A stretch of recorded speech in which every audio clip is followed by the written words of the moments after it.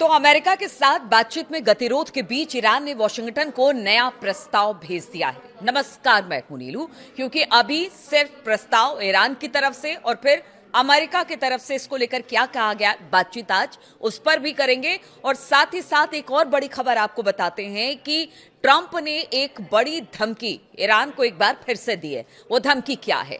तो एक्सियोस की रिपोर्ट के अनुसार इस प्रस्ताव में जो कि ईरान ने अमेरिका को भेजी है, उसमें हॉर्मुज जो स्ट्रीट है उसको खोलने और युद्ध को खत्म करने की पेशकश की गई है, लेकिन परमाणु वार्ता के बाद के चरण के लिए टालने की बात कही गई है। यानी परमाणु वार्ता को बाद के चरण के लिए टालने की, यानी कि इसमें अभी बातचीत नहीं बन रही है, इसलिए कहा जा रहा है कि फिलहाल तो इसे टाल दिया जाए, बाद में देखेंगे, इस पर बातचीत करेंगे। ईरान ने पाकिस्तानी मध्यस्थों के जरिए यह प्रस्ताव अब अमेरिका को भेज दिया है। इसके पहले की बात की जाए तो ईरान के अर्ध सरकारी फार्स न्यूज एजेंसी ने बताया था कि ईरान ने पाकिस्तान के जरिए अमेरिका को एक लिखित संदेश भेजा है जिसमें हॉर्मुज स्ट्रेट और परमाणु मुद्दों समेत अपनी सीमाओं का जिक्र किया गया है।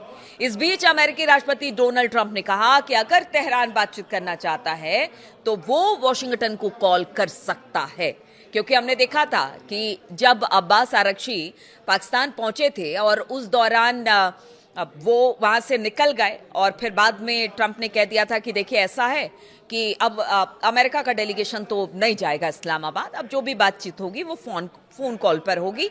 और इसीलिए ट्रंप ने कह दिया है कि देखिए वॉशिंगटन को कॉल कर लीजिए और अब जितनी भी बातचीत होगी वो कॉल के जरिए ही होगी।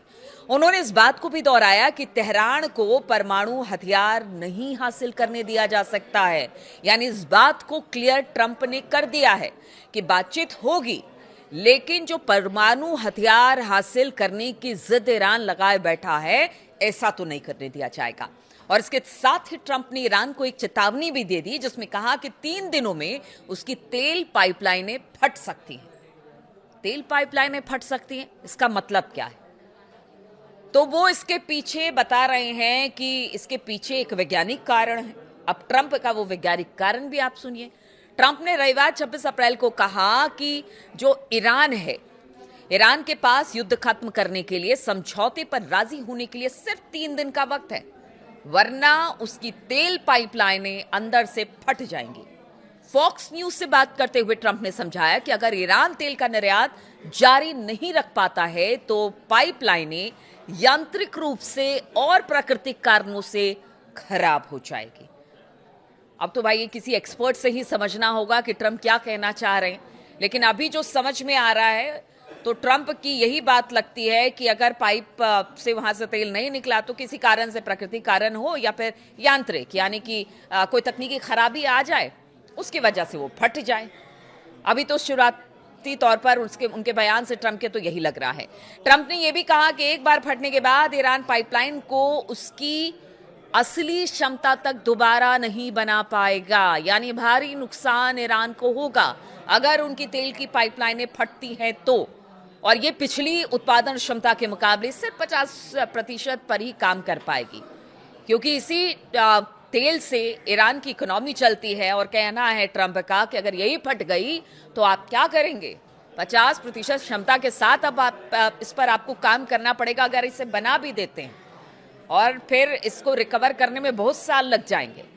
इंटरव्यू में ट्रंप ने कहा कि अगर ईरान बातचीत करना चाहता है तो अमेरिका से संपर्क कर सकता है। ट्रंप ने कहा कि अगर वो बात करना चाहते हैं या फिर किसी तरह से संपर्क करना चाहते हैं तो आप हमें फोन लाइन पर कॉल कर सकते हैं। हमारा फोन हमेशा से मौजूद है, हमारे पास अच्छी और सुरक्षित लाइनें हैं। और इसके पहले ट्रंप ने वॉशिंगटन के वार्ताकारों स्टीव विटकॉफ और जेरेड कुशनर की इस्लामाबाद यात्रा का जो था वो आखिरी समय में उसे रद्द कर दिया था। ये हमने भी देखा था, जिससे संकेत मिला कि अमेरिका ईरान के पिछले प्रस्ताव से संतुष्ट नहीं है, क्योंकि अब्बास आरगची पहुंचे थे, उन्होंने अपना प्रस्ताव पाकिस्तान को दिया था और फिर वहां से निकल गए थे फिर वो ओमान पहुंचे, वापस से इस्लामाबाद पहुंचे। तो बताया जा रहा है कि जिस तरह से अमेरिकी डेलीगेशन नहीं आया उसके पीछे एक कारण ट्रंप दे रहे हैं कि हमें उनका प्रस्ताव मंजूर नहीं है। अमेरिका का कहना है कि ईरान को कम से कम 1 दशक के लिए यूरेनियम का संवर्धन रोकना होगा, यानी यूरेनियम इनरिचमेंट रोकना पड़ेगा कम से कम 1 दशक यानी 10 सालों के लिए। और अपने मौजूदा भंडार को देश से बाहर भेजने की बात भी ट्रंप ने कही है ईरान को। उन्होंने कहा है, ट्रंप ने कहा है कि ईरान की यूरेनियम को लेने के लिए बल प्रयोग की भी उन्होंने बात की है कि देखिए अगर आप नहीं भेजेंगे या बनाना बंद नहीं करेंगे तो हमें जबरदस्ती आपसे यूरेनियम छीनना पड़ेगा। और ये भी खबर आ रही है कि क्या अब अमेरिका जो है, अगर बातचीत दूसरे दौर की नहीं होती है तो क्या अमेरिका जो है वो अपने सैनिक ईरान में उतारेगा, क्योंकि बल प्रयोग की बात अमेरिका कर रहा है। लेकिन ईरान ने चेता दिया है कि भाई आप देख लीजिए, जो भी करिए वो अपनी बुद्धि के अनुसार करिए, सोच समझ कर करिए, क्योंकि इसके परिणाम बहुत बुरे होंगे।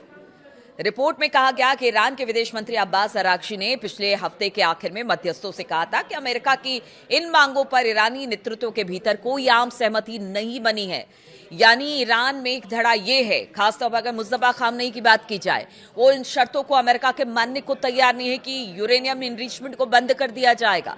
साथ ही उन्होंने कहा कि देखिए, जो भी ट्रंप कह रहे हैं कि आप परमाणु कार्यक्रम को 10 साल के लिए आगे बढ़ा दीजिए, इस पर अभी सहमति नहीं बन पाई है। इसलिए शुरुआत में ही मैंने कहा कि उन्होंने कहा कि इसको आगे देखेंगे।